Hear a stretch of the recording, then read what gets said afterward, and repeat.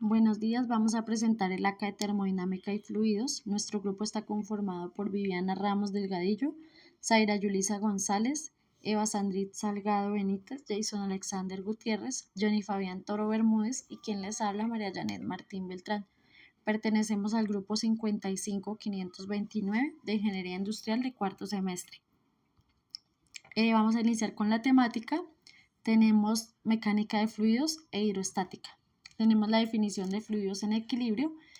Esto hace referencia a una condición en la que un fluido, ya sea líquido o gaseoso, no presenta movimiento macroscópico y las fuerzas que actúan sobre él están equilibradas. Esto puede ocurrir en varias situaciones, como en un líquido en reposo o en un gas en un recipiente cerrado. Ejemplo de esto es el agua en un vaso. Cuando el vaso está lleno y se deja en reposo, el agua alcanza un estado de equilibrio. Tenemos la definición de un fluido ideal. Un fluido ideal es conocido como una sustancia no viscosa que se puede encontrar en estado gaseoso o líquido de acuerdo a la temperatura en la cual se ha utilizado. Los compuestos que pueden tener estos estados son los que no tienen fuerza de atracción hacia metales o entre sus moléculas. A diferencia de los demás fluidos, los ideales son utilizados por su maleabilidad para hacer combinaciones científicas, ya que no tienen alto volumen ni resistencia que les impida fluir ante sus propias moléculas o las de otros elementos. Entre sus características se encuentran que no son viscosos, sus flujos no varían, ceden de manera inmediata a cualquier fuerza, no poseen forma, adquieren la forma del envase que lo contiene, tienen carencia de rigidez y elasticidad, se encuentran en estado líquido y gaseoso, y un fluido ideal conserva la estructura por no tener fricción interna o movimiento que le permita cambiar de forma. Las propiedades de estos fluidos son la presión, la densidad, viscosidad, tensión y capilaridad. Ejemplos de fluidos son la sangre, el aire, la pintura, aceite, el agua, entre otros. Tenemos la definición de presión. La presión de un fluido se refiere a la medida de la fuerza por unidad de área que actúa sobre un objeto en el fluido o sobre una superficie de un recipiente cerrado. Además, la causa de esta presión se debe a la aceleración, la gravedad o a fuerzas que están fuera de este recipiente. La fórmula de la presión tenemos que es igual a multiplicar la densidad del fluido por la profundidad de ese mismo fluido y la aceleración debido a la gravedad. Tenemos el principio de Pascal. El científico Blaise Pascal observó que al incrementar la presión aplicada en una superficie, esta misma presión aumentará en la misma cantidad. A esto se le denomina el principio de Pascal, que se enuncia de esta forma. Este principio dice que al ejercerse una presión sobre un fluido, ésta se ejercerá con igual magnitud en todas las direcciones y en cada parte del fluido. El teorema fundamental de la hidrostática nos indica que cuando un fluido que está en reposo se le aplica una presión en alguna parte de su superficie, esta presión se transmite por igual a todas las partes del fluido. El principio de Arquímedes es un principio físico que afirma que un cuerpo total o parcialmente sumergido en un fluido en reposo recibe un empuje hacia abajo, de abajo hacia arriba, igual al peso del volumen del fluido que desaloja. Esta fuerza recibe el nombre de empuje hidrostático o de Arquímedes y se mide en newtons.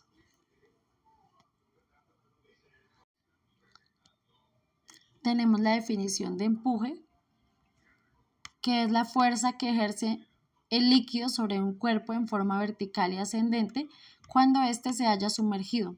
Resulta ser también la diferencia entre el peso que tiene el cuerpo suspendido en el aire y el peso que tiene el mismo cuando se introduce en un líquido.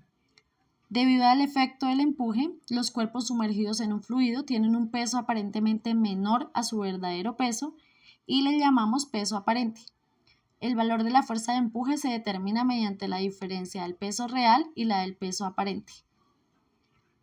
El principio de continuidad se refiere a la conservación de la masa. Significa que la masa no puede ser creada ni destruida, es decir, que su fluido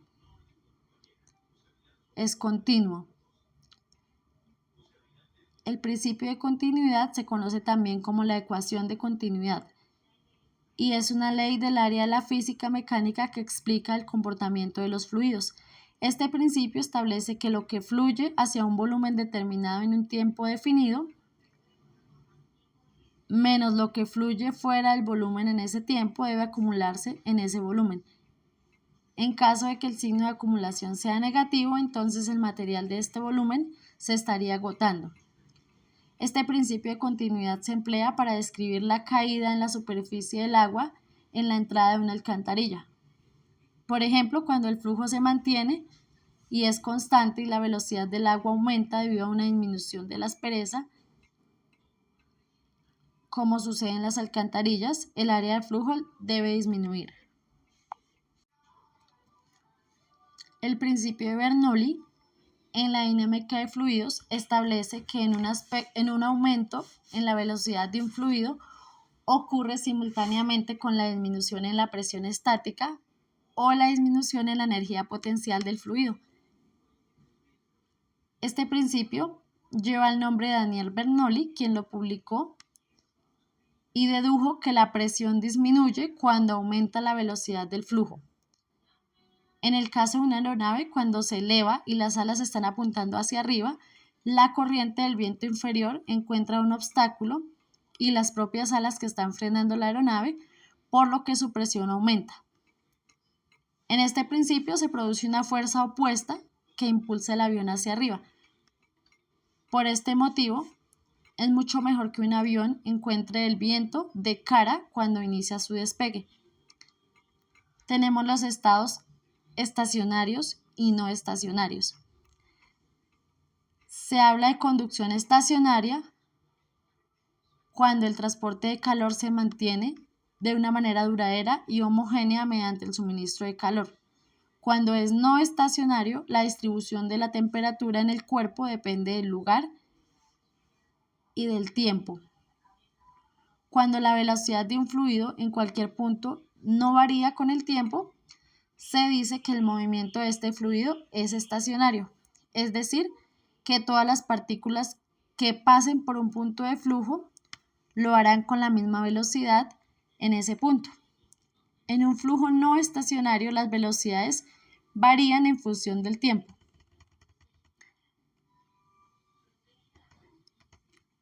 Tenemos la definición de flujo volumétrico y flujo de masa. El flujo volumétrico, también denominado caudal real, es un volumen de medio que se mueve por unidad de tiempo. El volumen es una sustancia que ocupa un espacio tridimensional. Cuando el volumen de un gas, este se expande o se encoge debido a las diferencias de temperatura o presión. Al aumentar la temperatura, el espacio ocupado por este volumen aumentará. Cuando la presión aumenta, el volumen disminuye. Por lo tanto, al medir el flujo de volumen, hay que tener en cuenta la temperatura y la presión a la que esté sometido el gas. El flujo de masa es la medida de una masa que se mueve por unidad de tiempo. Esta masa se representa por el número de moléculas de una sustancia. La masa de un gas no varía con los cambios de temperatura y de presión y el peso sigue siendo el mismo. El caudal másico y las unidades de medida del gas se calculan en metros cúbicos estándar por hora o pies cúbicos por minuto. Tenemos la definición de equilibrio térmico y de temperatura.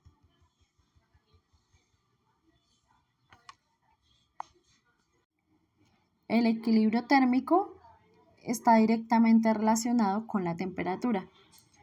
Se dice que dos objetos están en equilibrio térmico si están en un contacto estrecho que permite que cualquiera de ellos gane la energía del otro, pero aún así no se transfiere energía neta entre ellos.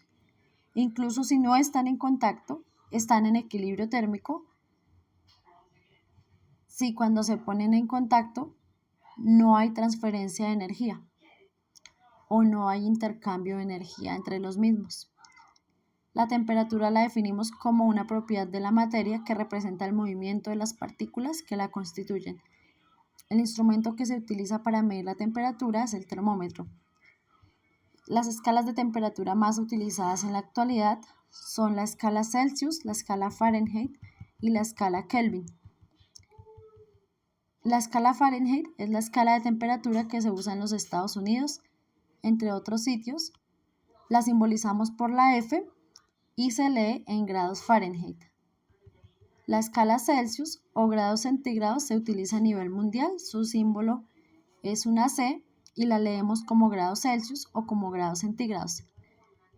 La escala Kelvin es la unidad de la temperatura para el sistema internacional y es la más usada en el contexto científico. La simbolizamos como la K y la leemos como Kelvin.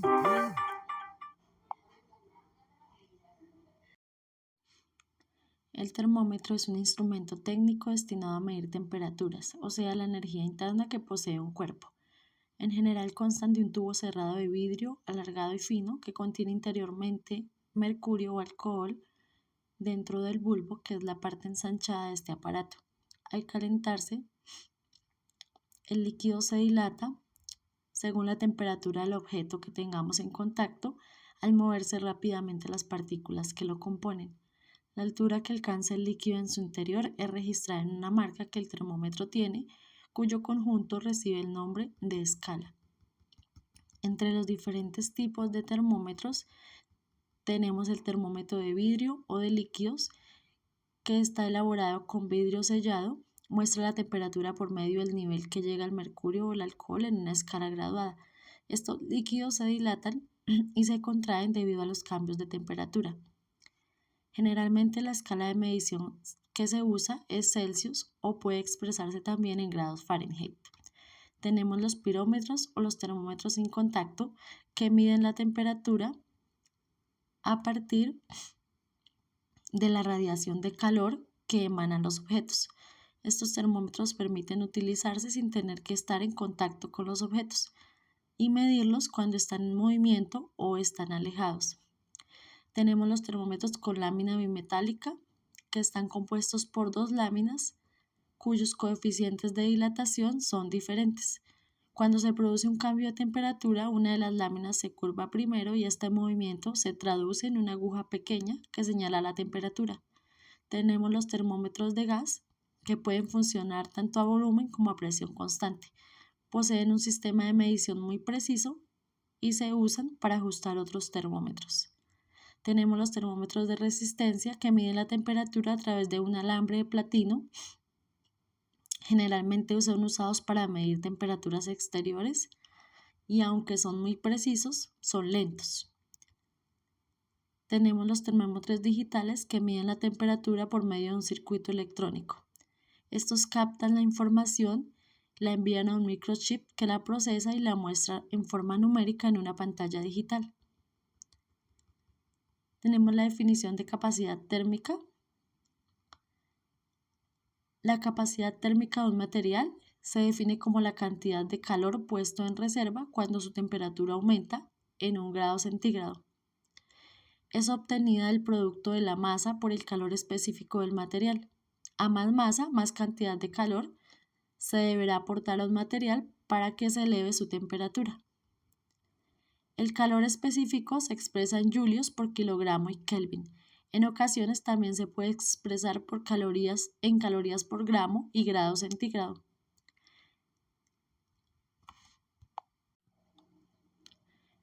En la dinámica de fluidos ideales se consideran 4 características de un fluido ideal.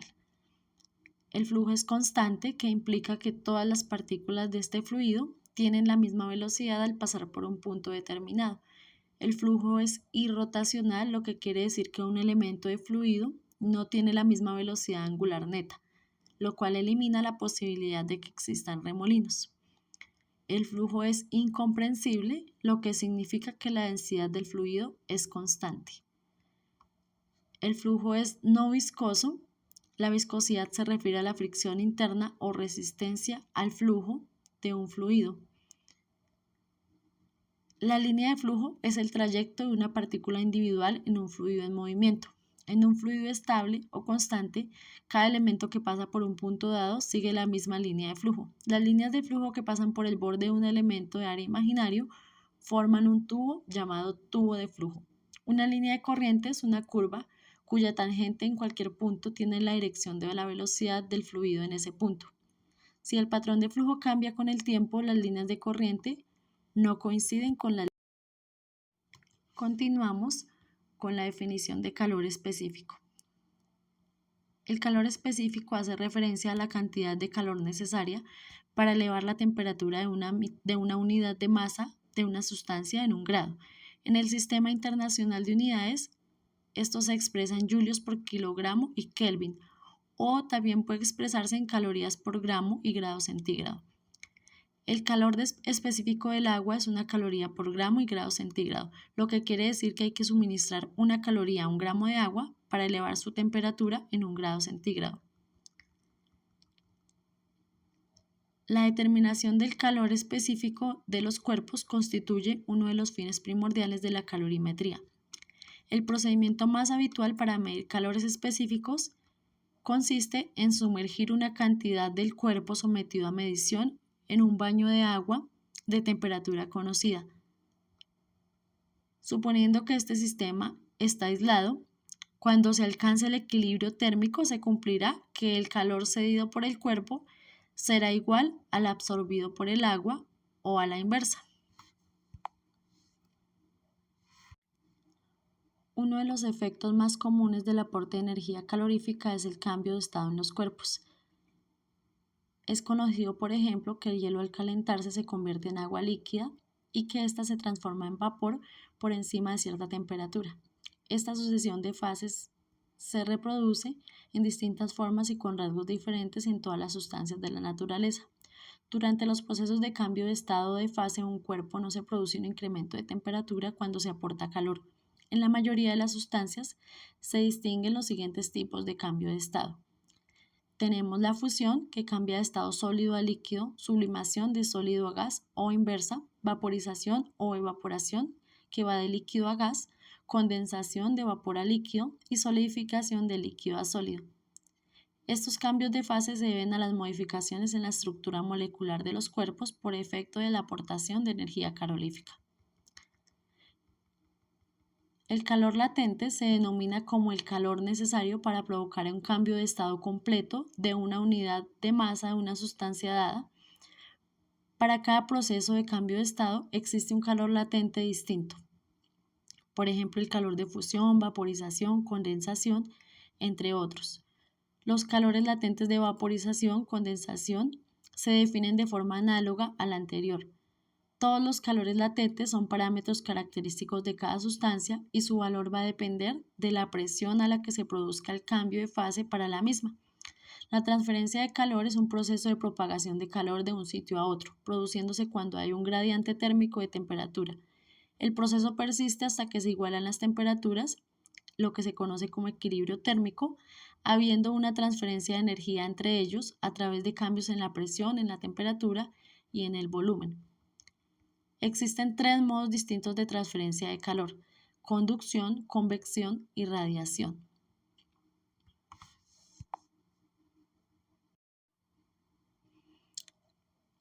La conducción es la transferencia de calor que se produce a través del contacto directo entre dos cuerpos, ya sean sólidos, líquidos o gaseosos, cuando existe una diferencia de temperatura y en virtud del movimiento de sus partículas del cuerpo caliente hacia el más frío. La convección es la transmisión de calor debido al movimiento molecular de un fluido, ya sea gas o líquido. Pueden haber unas convecciones natural o forzada o una combinación de las dos. En la radiación electromagnética emitida por los cuerpos por encima de una temperatura de cero absoluto, en ausencia de un medio existe una transferencia neta de calor por radiación entre dos superficies a diferentes temperaturas, debido a que todas las superficies con temperatura finita emiten energía en forma de ondas electromagnéticas. Con el punto número 1 del ACA, me corresponde explicar de la semana 5 a la semana 8 La semana 5 son las propiedades térmicas de la materia. Empezamos con las propiedades moleculares de la materia. Las principales propiedades de la molécula son la polaridad.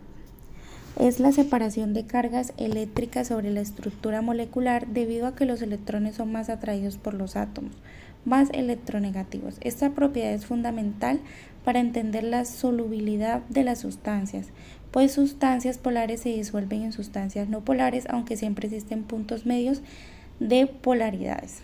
Temperatura de fusión. La temperatura a la que un sólido se transforma en líquido. Esta propiedad depende del tamaño de la molécula. Temperatura de ebullición. Temperatura a la que la presión de vapor de un líquido se iguala a la presión que rodea al líquido. Entonces el líquido se transforma en gas. Esta propiedad depende del tamaño de la molécula, pero también de su geometría y de sus interacciones con otras moléculas.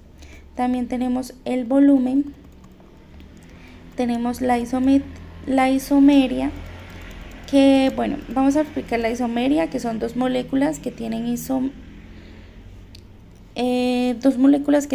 isomería si tienen la misma cantidad de cada tipo de átomo, así se denominan, pero en cada una de ellas estos átomos están dispuestos de forma diferente. Es decir, poseen estructuras químicas distintas a pesar de tener la misma cantidad de tipo de átomos. Seguimos con capacidades calóricas. Una capacidad calorífica de un cuerpo o sistema es el cociente que resulta entre la energía calorífica transmitida a ese cuerpo y el cambio de temperatura que experimenta en ese proceso. Podemos tener también otra definición como más precisa, y es que se refiere a cuánto el calor es necesario transmitir a un cuerpo o sistema para que su temperatura aumente 1 grado Kelvin. Seguimos con la siguiente definición, que son fases de la materia. Toda materia en el universo conocida está compuesta de átomos. Cada sustancia tiene una estructura atómica distintiva compuesta de una composición particular de protones, electrones y neutrones. En el estado en que cada materia existe se llama fase de la materia. Existen 4 fases de la materia en la que todo sobre la Tierra puede ser explicado, y son el sólido, el líquido, el gas y el plasma.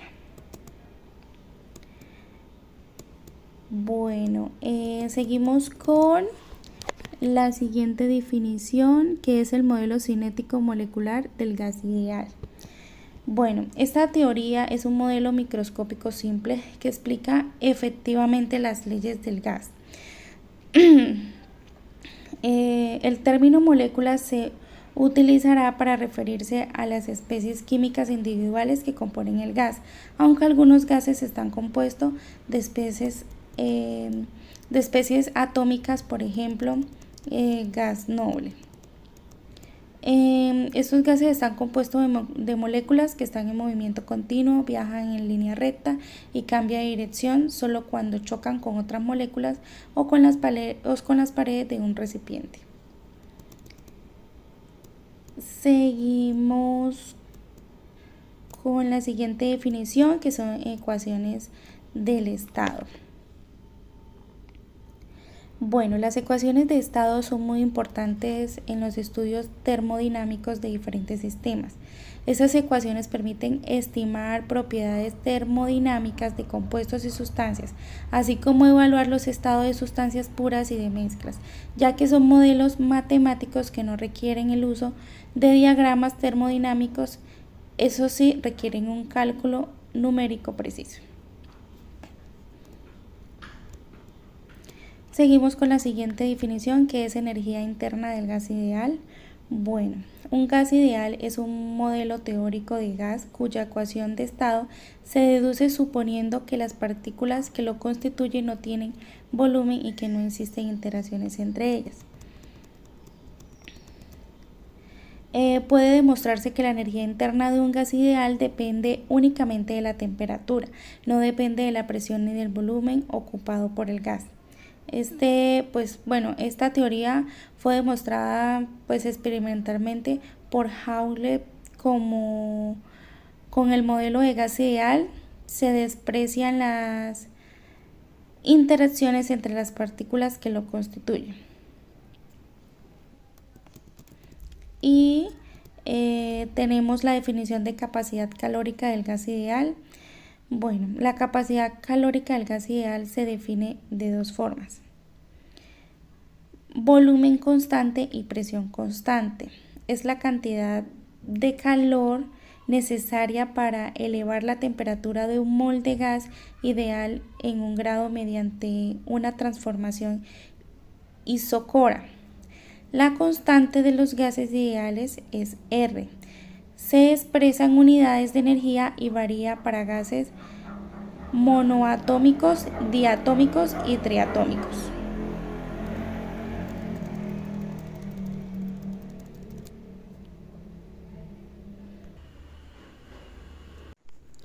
Continuamos con la semana número 6, que es la primera ley de la termodinámica. Y seguimos con la siguiente definición, que es sistemas termodinámicos.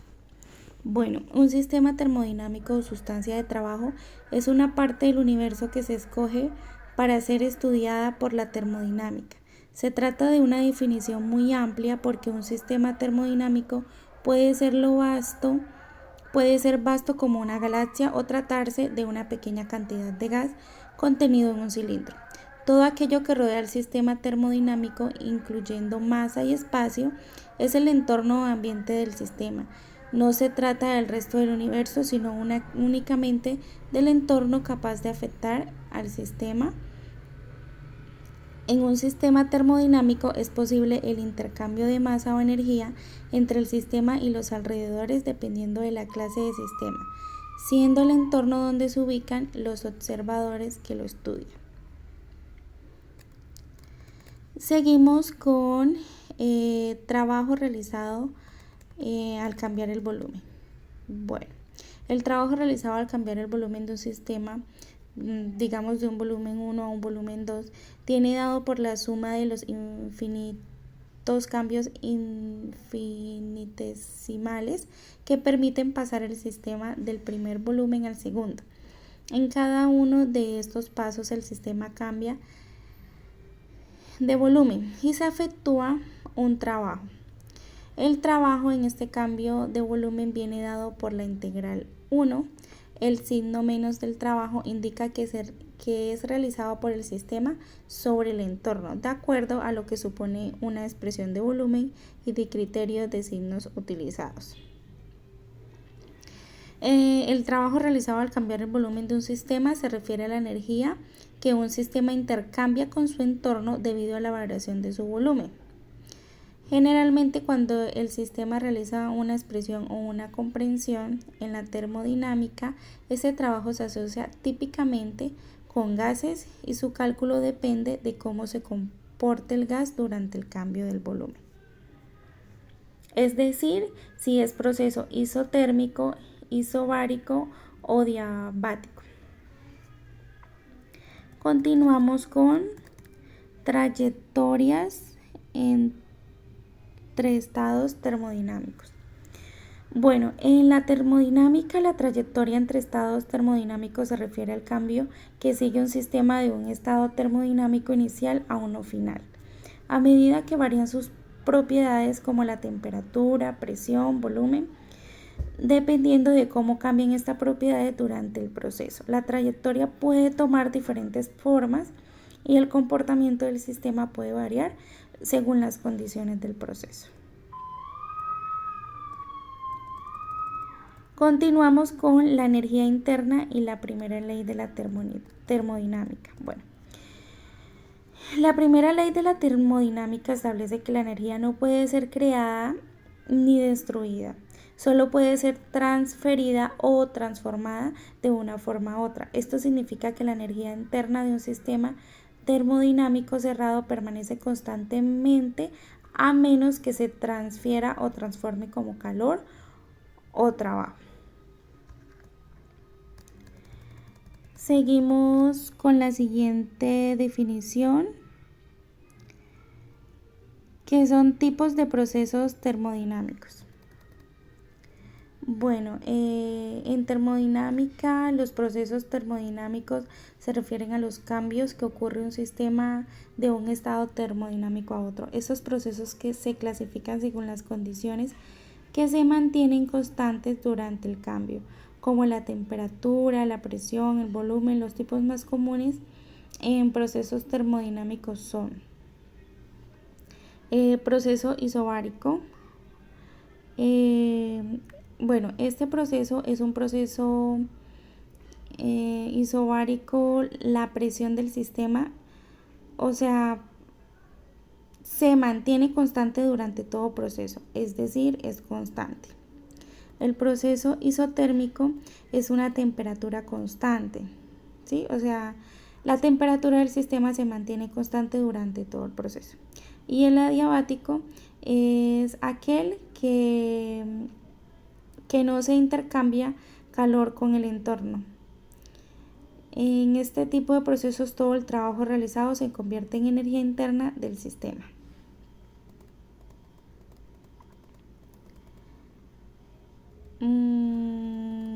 Seguimos con la siguiente definición, que es proceso adiabático para el gas ideal.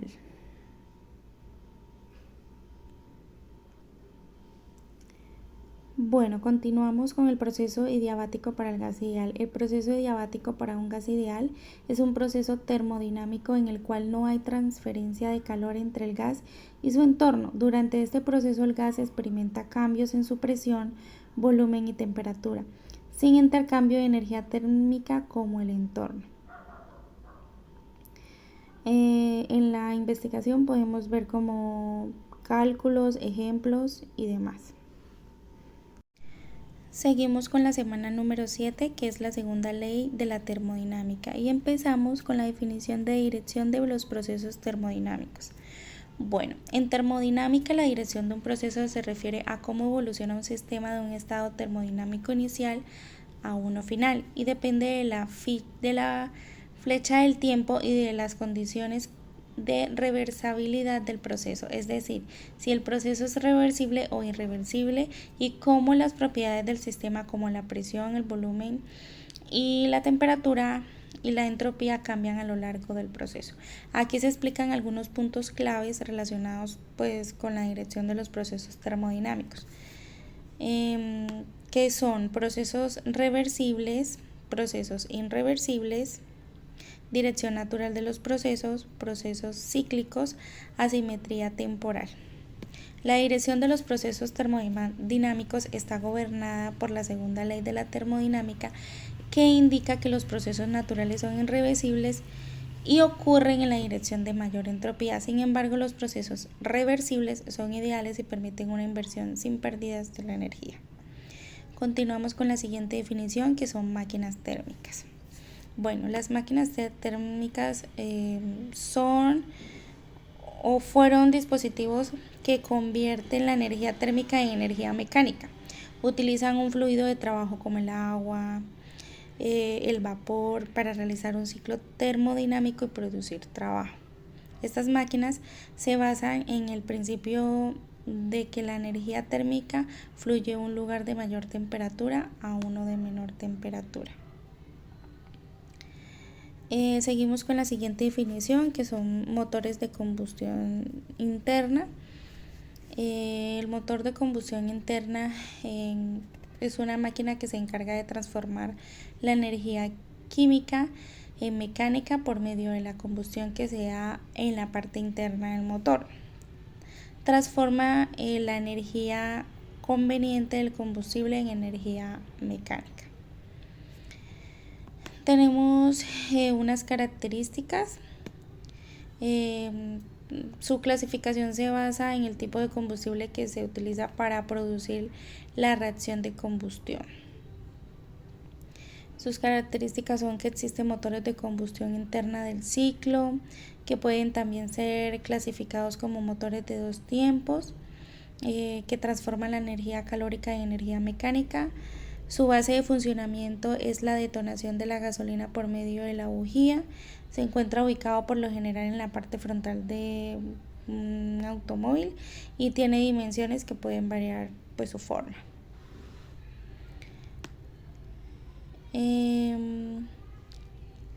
Seguimos con la siguiente definición, que son refrigeradores. Bueno, un refrigerador es un dispositivo que extrae cíclicamente calor de un poco frío para cederlo a un foco a mayor temperatura. Como este proceso no ocurre de manera espontánea en la naturaleza, para llevarlo a cabo es necesario suministrar energía en forma de trabajo.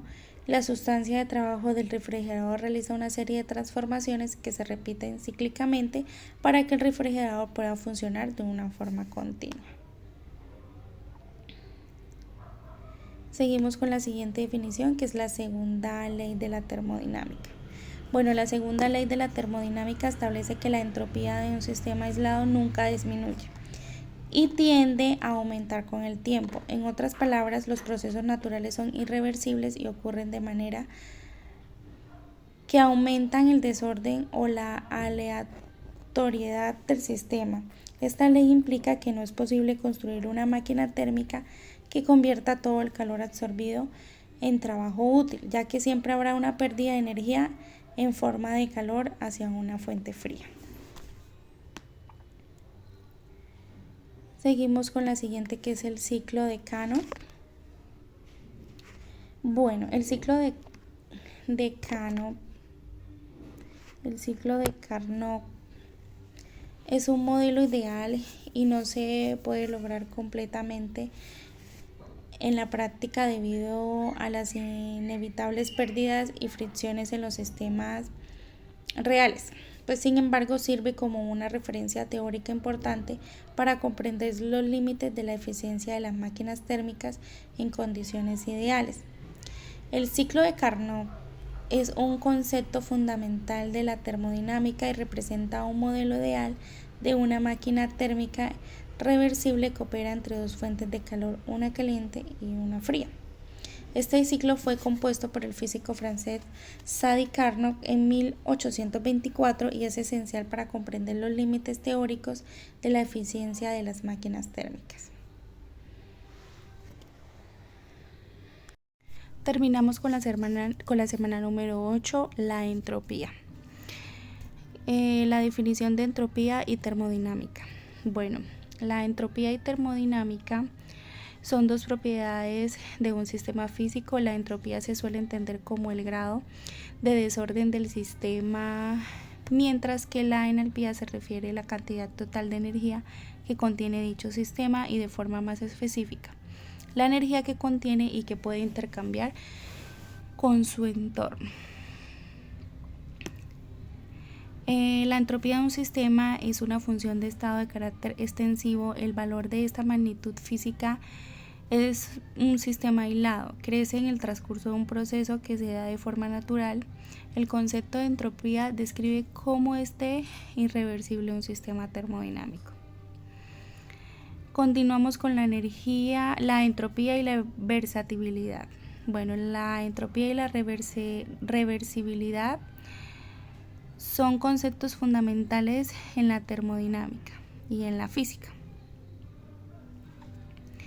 y están relacionados con la dirección en que ocurren los procesos naturales y la cantidad de desorden, aleatoriedad involucrada. Bueno, la reversibilidad es un proceso reversible, como su mismo nombre lo dice, es aquel en el cual el sistema puede volver a su estado inicial sin ningún cambio neto pues en el entorno. En otras palabras, es un proceso reversible si el sistema y sus alrededores pueden ser devueltos a su condición inicial sin pérdida de energía o aumento de la entropía. En la realidad, la mayoría de los procesos son irreversibles debido a que la producción de entropía pero los procesos reversibles son una idealización útil para entender cómo funcionan los sistemas en equilibrio. Bueno, la relación entre estas dos, entre la entropía y la reversibilidad, pues es un proceso reversible. La entropía total del sistema más el entorno pues no cambia, los procesos reversibles son ideales y en la práctica no ocurren completamente de esta manera. Y esto es un proceso irreversible, la entropía total pues aumenta, lo que significa que el proceso no puede ser revertido sin intervención externa. Continuamos con la siguiente definición, que es interpretación estadística de la entropía. Bueno, la interpretación estadística de la entropía se refiere a la forma en la que la entropía puede ser entendida desde el punto de vista de la mecánica estadística, que es una rama de la física que conecta las propiedades macroscópicas de un sistema con un comportamiento microscópico. Esto quiere decir que el comportamiento de sus partículas componentes como átomos y moléculas. La entropía en la termodinámica física clásica, esto es como una rama de la interpretación de la estadística y pues básicamente es una medida macroscópica del desorden de la aleatoriedad de un sistema. Se define de manera diferencial en términos de calor, reversible y temperatura. Continuamos con la siguiente definición, que es entropía y desorden. Bueno, la entropía, pues ya como lo hemos mencionado, es un concepto fundamental en la termodinámica que se relaciona directamente con el desorden en un sistema. En pocas palabras, la entropía se refiere a la medida del caos o desorden en un sistema donde un estado de mayor entropía implica mayor desorden y un estado de menor entropía implica mayor organización.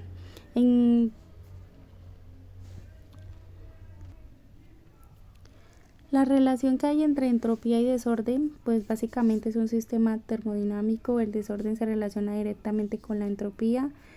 Cuando la entropía de un sistema aumenta, su desorden también aumenta. Por ejemplo, si tenemos un recipiente con moléculas de gas en un extremo y un vacío en el otro, y uno vacío en el otro lado, inicialmente las moléculas están ordenadas en un lado y el vacío representa un orden. A medida que se permite que las moléculas se expandan por todo el recipiente, el desorden aumenta y por lo tanto la entropía también aumenta. Seguimos con la siguiente definición, que es la entropía como creador de orden. La entropía generalmente se asocia con el desorden y la dispersión. En ciertos contextos puede ser vista como un motor para la creación del orden. La clave está en cómo la energía y la información fluye, se disipan y se organizan dentro de los sistemas complejos. En estos casos, el aumento de la entropía en un nivel puede dar lugar a la formación de estructuras ordenadas en otro nivel. Y seguimos con la definición, que es relación de la entropía con la teoría de la información.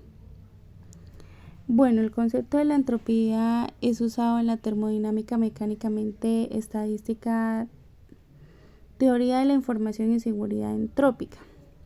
En todos los casos, la entropía se concibe como una peculiaridad de ciertas combinaciones. La entropía puede ser considerada como una medida de la incertidumbre y la información necesaria para, en cualquier proceso, poder acotar, reducir o eliminar la incertidumbre.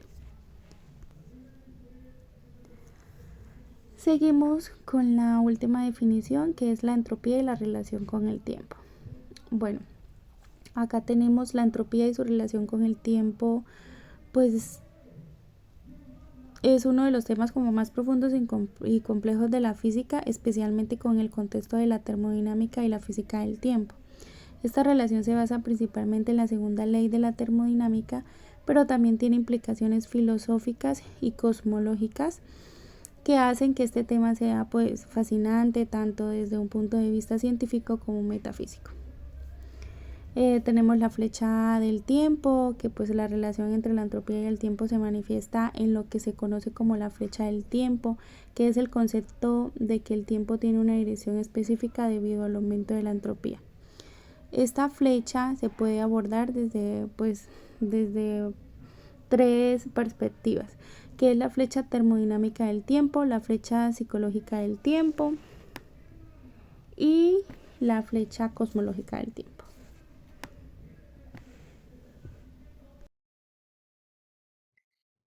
Buenas noches, mi nombre es Viviana Ramos Delgadillo. Actualmente estoy estudiando ingeniería industrial. Pertenezco a la ficha 52 TC9 del bloque 24P05. Realicé esta infografía sobre mecánica de fluidos y hidrodinámica. Hablando de los objetivos, pues esta estudia las leyes básicas de la hidrodinámica, evaluar el comportamiento del flujo en distintas condiciones, diseñar y dimensionar sistemas de transporte de fluidos.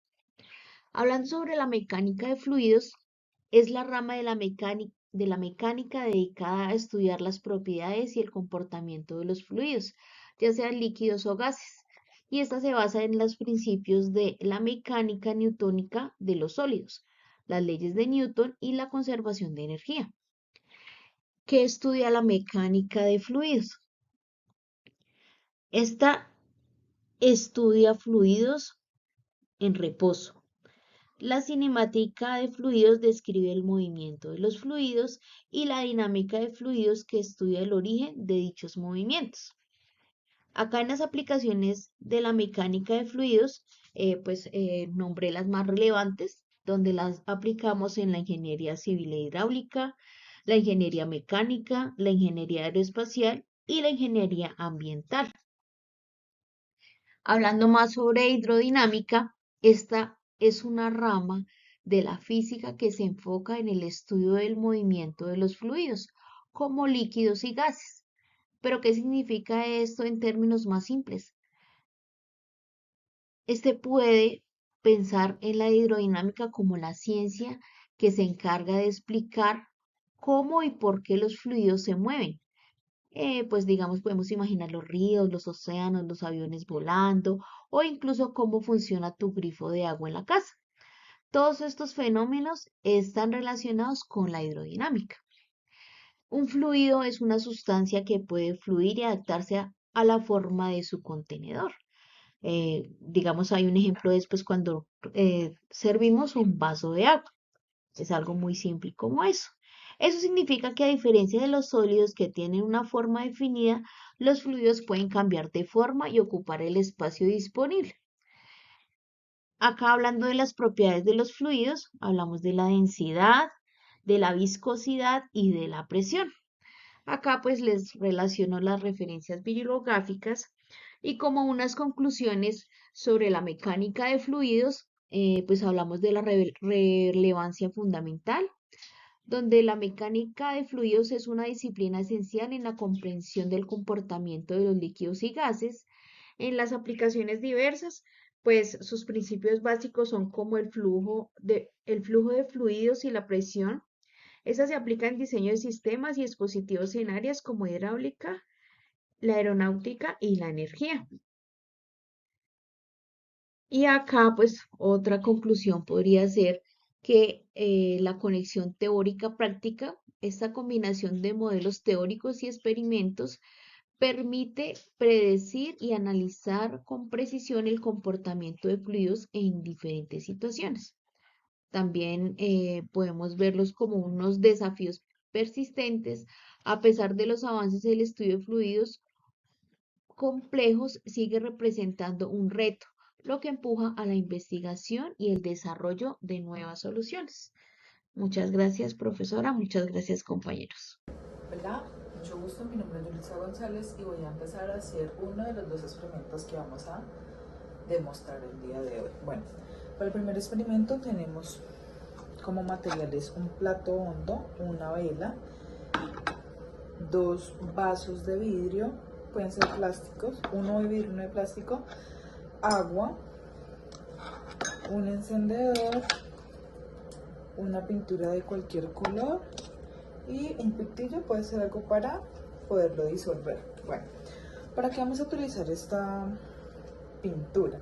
Esta pintura la vamos a utilizar para que en el experimento se pueda evidenciar bien lo que estamos realizando, teniendo en cuenta pues que el agua, como es transparente, no vamos a poder identificar en el video bien cómo se está desarrollando. Entonces hacemos un poquito de mezcla con el agua para darle un color diferente. Disolvemos y miramos cómo el agua se coloca azul. Como siguiente paso, vamos a encender la vela.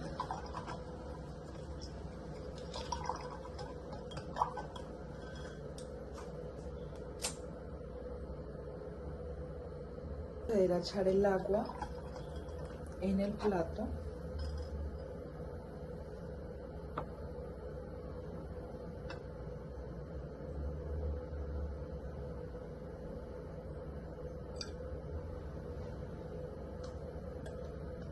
Y con el vaso que está vacío, transparente, le vamos a dar la vuelta y vamos a tapar la vela. Así vamos a ver la reacción que tiene y ahorita les voy a explicar por qué sucede eso.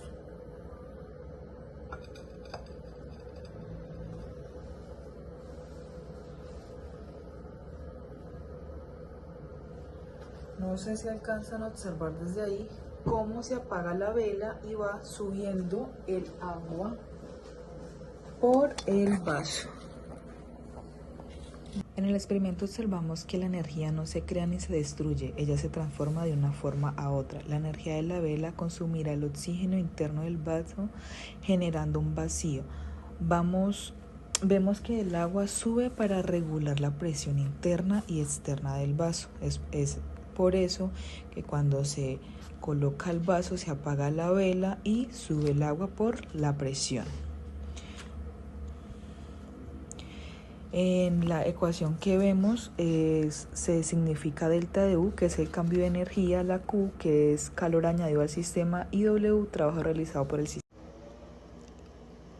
Hola, vamos a empezar con el experimento número 2. Aquí vamos a observar cómo la mayor presión hidrostática en la parte inferior del recipiente donde está el fluido va a ser menor. Materiales que vamos a utilizar: una botella, agua, una puntilla o alfiler o cualquier herramienta que nos permita abrir los rotos de este recipiente.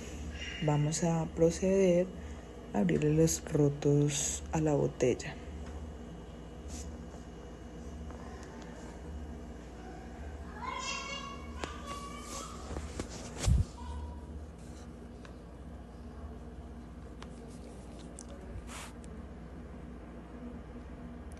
Ya que terminamos de abrir los rotos, vamos a taparlos y vamos a proceder a llenarlo de agua para empezar el experimento. Aquí ya tenemos todos los rotos abiertos y observamos cómo la presión 1 y la presión 2 cambian la distancia en que cae la botella. Vemos que el cambio de salidas del agua es diferente, teniendo en cuenta los agujeros en las botellas. Esto quiere decir que los agujeros están en diferentes alturas. Una está mayor y la otra está menor. La densidad son un mismo líquido. La gravedad también se va a eliminar. Nos queda que la altura 1 es menor que la altura 2. Las presiones son mayores debido a su altura. Se encuentran en relación directa. Hola, muy buen día. Mi nombre es Johnny Fabián Toro Bermúdez, perteneciente a la carrera Ingeniería Industrial. En este momento me encuentro cursando cuarto semestre de Ingeniería. Este es el ejercicio para el ACA de Termodinámica y Fluido de la ficha 55529 para la profesora Adriana Cecilia Benítez. El ejercicio dice lo siguiente: la velocidad de salida de agua en un tanque. Entonces la descripción es la siguiente: un tanque abierto en su parte superior contiene agua a una altura de 5 metros sobre un orificio de salida en el fondo. Queremos calcular la velocidad con la que el agua sale del tanque a través del orificio. Entonces tenemos los siguientes datos: la altura del agua, que son de 5 metros, la aceleración de la gravedad, que son 9,81 metros por segundo al cuadrado. Entonces pasamos a calcular la velocidad de la salida del agua a través del orificio. La solución de esa sería la siguiente: según el principio de Torricelli, la velocidad de salida de un fluido a través de un orificio en el fondo de un tanque abierto está dado por la siguiente fórmula: B es igual a raíz cuadrada de 2 por G por H, donde G es la gravedad y H es la altura. Entonces vamos a sustituir los valores, donde vamos a poner que B es igual a raíz cuadrada de 2 por 9,81 metros por segundo, que es la gravedad, por 5 metros, que es la altura.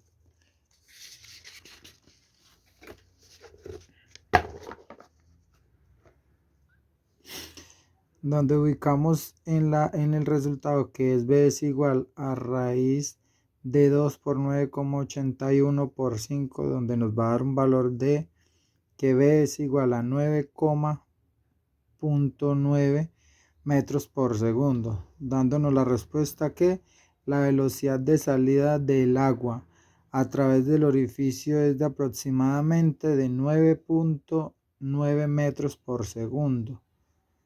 Muchas gracias por la atención. Feliz día.